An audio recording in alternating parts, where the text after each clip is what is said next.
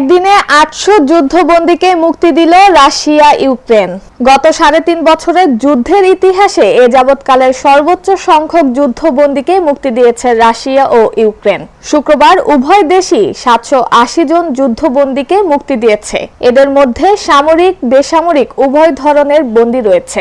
British বার্তা সংস্থা Reuters এক প্রতিবেদনে জানিয়েছে, শুক্রবার ছাড়া পাওয়া এই যুদ্ধবন্দীদের অর্ধেক অর্থাৎ ৩৯০ জন ইউক্রেনের, বাকি অর্ধেক রাশিয়ার। উভয় দেশই ২৭০ জন করে সামরিক এবং ১২০ জন করে বেসামরিক বন্দীকে মুক্তি দিয়েছে। সম্প্রতি তুরস্কে দুই দেশের সরকারি প্রতিনিধিদের মধ্যে হওয়া সংলাপে মস্কো ও কিয়েভের মধ্যে যেসব সমঝোতা হয়েছে সেসবের আওতায় ছেড়ে দেওয়া হয়েছে এই যুদ্ধবন্দীদের। তুরস্কের বৈঠকে উভয় দেশের ৫০০ জন করে মোট ১০০০ যুদ্ধবন্দীর মুক্তির ব্যাপারে সম্মত হয়েছিল রাশিয়া ও ইউক্রেন। তাদের মধ্যে শুক্রবার মুক্তি পেলেন ৭৮০ জন।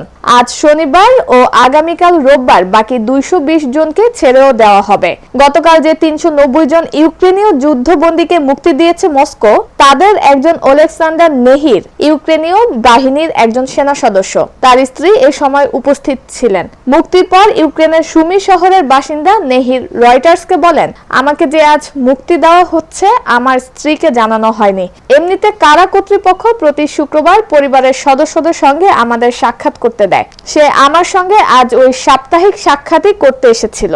এসে যখন দেখলো যে আমি মুক্তি পেয়েছি, সে খুশিতে প্রায় বাকরুদ্ধ হয়ে গেছে। বিষয়টি ঠিক কেমন আপনি যদি কখনো এ ধরনের পরিস্থিতির মধ্য দিয়ে না যান, তাহলে আপনাকে তা বলে বোঝানো কঠিন। আমি শুধু এটুকু বলতে পারি, কখনো বিশ্বাস হারানো চলবে না, নিরাশ বা হতাশ হওয়া চলবে না। ৯ মাস আগে ইউক্রেনের খেরসন প্রদেশে দেশটির সেনাবাহিনীর হাতে বন্দী হয়েছিলেন রুশ বাহিনীর সেনা সদস্য ওলেক্সান্ডার তারাসোভ।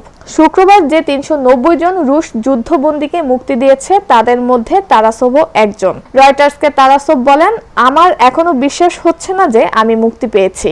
যুদ্ধবন্দীদের মুক্তিদানের ব্যাপারটিকে স্বাগত জানিয়েছেন এ যুদ্ধের প্রধান মধ্যস্থতাকারী যুক্তরাষ্ট্রের প্রেসিডেন্ট ডোনাল্ড ট্রাম্পও।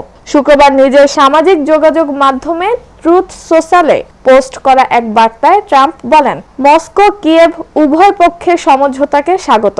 এই সমঝোতা কি অদূর ভবিষ্যতে আমাদেরকে বড় কোনো সুসংবাদের দিকে নিয়ে যাবে?